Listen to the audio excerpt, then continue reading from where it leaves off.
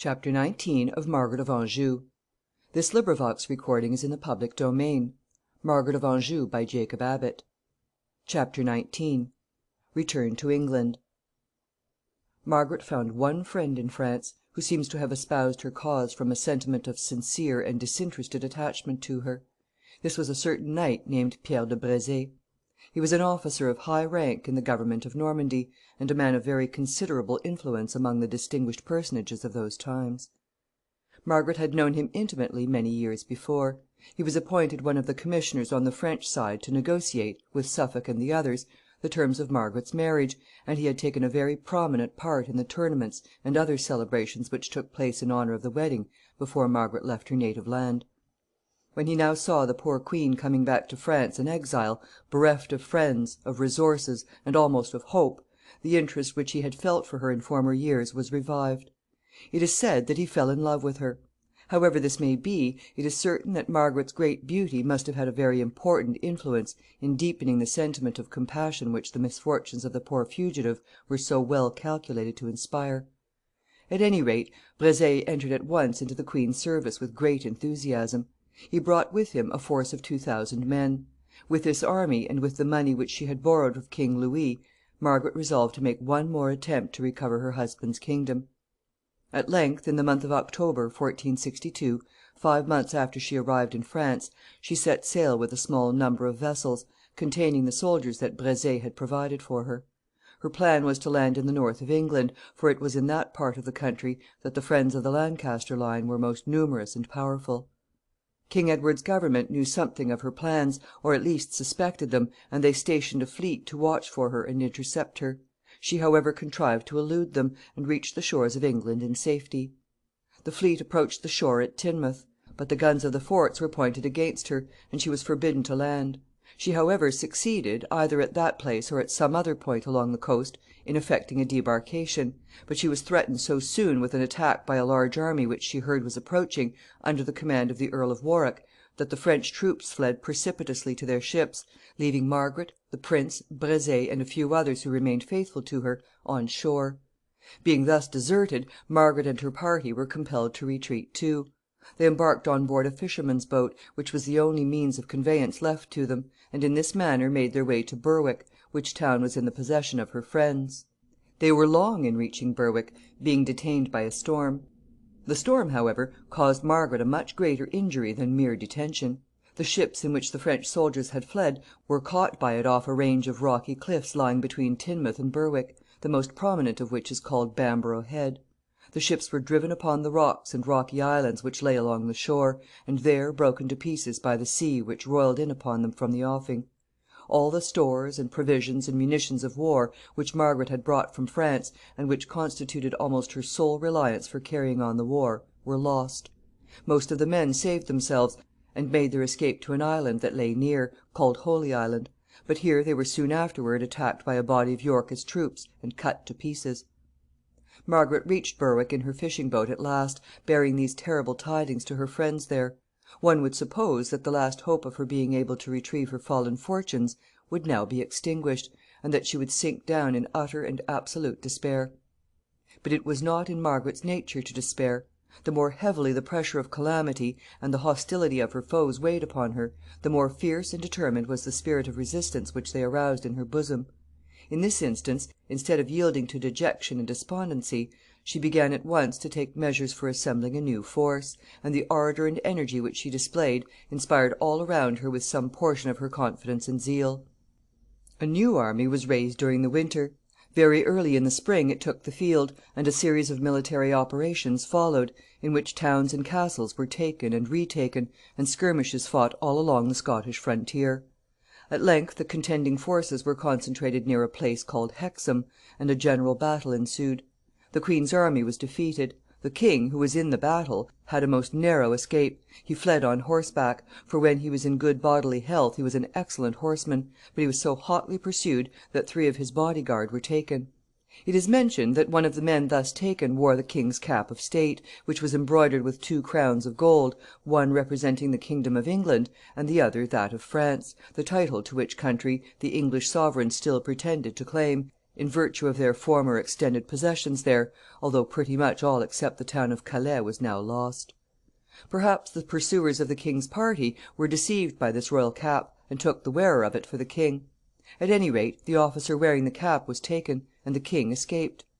Immediately after the victory on the field at Hexham, a body of the Yorkish troops broke into the camp where the queen was quartered, and where, with the young prince, she was awaiting the result of the battle. As soon as the queen found that the enemy were coming, she seized the prince and ran off with him, in mortal terror, into a neighboring wood. She knew well that if the child was taken, he would certainly be killed. Indeed, such bloody work had been made on both sides, with assassinations and executions during the year prior to this time, that men's minds were in the highest state of exasperation, and it is probable that both Margaret herself and the child would have been butchered on the spot if they had remained in the camp until the victorious troops entered it. As soon as Margaret gained the wood, she turned off into the most obscure and solitary paths that she could find, thinking of nothing but to escape from her pursuers, who she imagined in her fright were close behind. At length, after wandering about in this manner for some time, she fell in with a company of men in the wood, who were either a regular band of robbers, or were tempted to become robbers on that occasion by the richness of the stranger's dress, and by the articles of jewelry and other decorations which she wore; for although Margaret's means were extremely limited, she still maintained, in some degree, the bearing and the appointments of a queen. The men at once stopped her, and began to plunder her and the prince of every thing which they could take from them that appeared to be of value. As soon as they had possessed themselves of this plunder, they began to quarrel about it among themselves. Margaret remained standing near, in great anxiety and distress, until presently, watching her opportunity, she caught up the prince in her arms and slipped away into the adjoining thickets. She ran forward as fast as she could go, until she supposed herself out of the reach of pursuit from the robbers, and then looked for a place in the densest part of the wood where she could hide, with the intention of remaining there until night. Her plan was then to find her way out of the wood, and so wander on until she should come to the residence of some one of her friends, whom she might hope would harbor and conceal her. She accordingly continued in her hiding place until evening came on, and then, having recovered in some degree, by this interval of rest, from the excitement, fatigue, and terror which she had endured, she came out into a path again, leading little Edward by the hand. The moon was shining, and this enabled her to see where to go. After wandering on for some time, she was alarmed by the apparition of a tall man, armed, who suddenly appeared in the pathway at a short distance before her. She had no doubt that this was another robber. It was too late for her to attempt to fly from him. He was too near to allow her any chance of escape. In this extremity she conceived the idea of throwing herself upon his generosity as her last and only hope. So she advanced boldly toward him, leading the little prince by the hand, and said to him, presenting the prince, "My friend, this is the son of your king. Save him." The man appeared astonished. In a moment he laid his sword down at Margaret's feet in token of submission to her, and then immediately offered to conduct her and the prince to a place of safety. He also explained to her that he was one of her friends. He had been ruined by the war, and driven from his home, and was now, like the queen herself, a wanderer and a fugitive. He had taken possession of a cave in the wood, and there he was now living with his wife as an outlaw. He led Margaret and the prince to the cave, where they were received by his wife, and entertained with such hospitalities as a home so gloomy and comfortless could afford. Margaret remained an inmate of this cave for 2 days. The place is known to this day as Margaret's Cave. It stands in a very secluded spot on the banks of a small stream. The ground around it is now open, but in Margaret's time it was in the midst of the forest. The entrance to the cave is very low. Within, it is high enough for a man to stand upright. It is about 34 feet long, and half as wide. There are some appearances of its having been once divided by a wall into 2 separate apartments. For 2 days Margaret remained in the cave, suffering, of course, the extreme of suspense and anxiety all the time, being in great solicitude to hear from her friends, the nobles and generals who had been defeated with her in the battle. Her host made diligent though secret inquiries, but could gain no tidings. At length, on the morning of the 3rd day, to Margaret's infinite relief and joy, he came in bringing with him De Brezé himself, with his squire, whose name was Barville, and an English gentleman who had escaped with De Brezé from the battle, and had since been wandering about with him, looking everywhere for the queen. Margaret was for the moment overjoyed to see these friends again, but her exultation was soon succeeded by the deepest grief at hearing the terrible accounts they gave of the death of her nearest friends, some of whom had been killed in the battle, and others had been taken prisoners and cruelly executed immediately afterward. Up to this time, through all the danger and suffering which she had endured since the battle, she had been either in a state of stupor, or else filled with resentment and rage against her enemies, and she had not shed a tear. But now grief for the loss of these dear and faithful friends seemed to take the place of all other emotions, and she wept a long time, as if her heart would break. Margaret learned, however, from her friends, that the king had made his escape, and was probably in a place of safety, and this gave her great consolation. It was thought that the king had succeeded in making his way to Scotland. In the course of the day, one of the party who came with Brezé went out into the neighboring villages to see if he could learn any new tidings, and before long he returned bringing with him several nobles of high rank and princes of the Lancastrian line. Margaret felt much relieved to find her party so strengthened, and arrangements were soon made by the whole party for Margaret to leave the cave with them, and endeavor to reach the Scottish frontier, which was not much more, in a direct line, than 30 miles from where they were.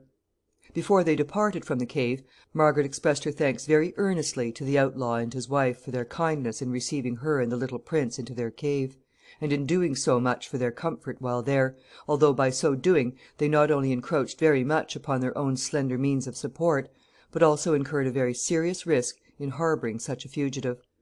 Having been plundered of everything by the robbers in the wood, she had nothing but thanks to return to her kind protectors. The nobles who were now with her offered the wife of the outlaw some money, for they had still a small supply of money left, but she would not receive it. They would require all they had, she said, for themselves before they reached Scotland. The queen was much moved by this generosity, and she said that of all that she had lost there was nothing that she regretted so much as the power of rewarding such goodness. On leaving the wood at Hexham, the party, instead of proceeding north, directly toward the frontier of Scotland, concluded to journey westward to Carlisle, intending to take passage by water from that place through Solway to Kirkcudbright, the port from which Margaret had sailed when she went to France. They were obliged to use a great many precautions in traversing the country to prevent being discovered. The party consisted of Margaret and the young prince, attended by Brezé and his squire, and also by the man of the cave, who was acquainted with the country and acted as guide. They reached Carlisle in safety, and there embarked on board a vessel, which took them down the Firth and landed them in Kirkcudbright. Though now out of England, Margaret did not feel much more at ease than before, for during her absence in France a treaty had been made between King Edward and the Scottish king, which would prevent the latter from openly harboring her in his dominions, so she was obliged to keep closely concealed. Chapter 20.